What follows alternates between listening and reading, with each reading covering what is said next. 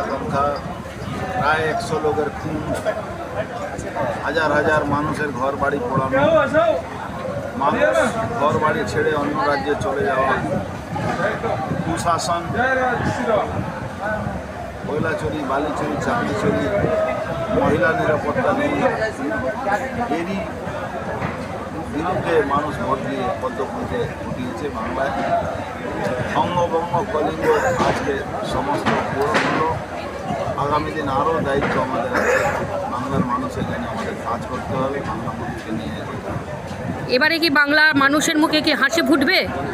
নিশ্চয়ই হাসি ফুটবে। বাংলার মানুষ এই আতঙ্ক রাজ থেকে মুক্তি পাবে আর একটা সুশাসনের মধ্যে বাংলা মানুষ থাকবে।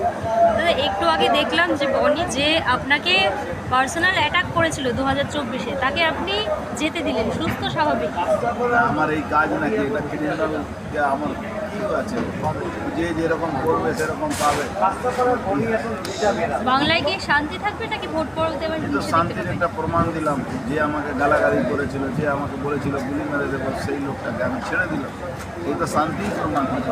গেরুয়া শান্তির প্রতীক, তার মানে বাংলায় শান্তিটা বজায় থাকবে। শান্তি থাকবে, শান্তি থাকবে, বাংলা শান্তি।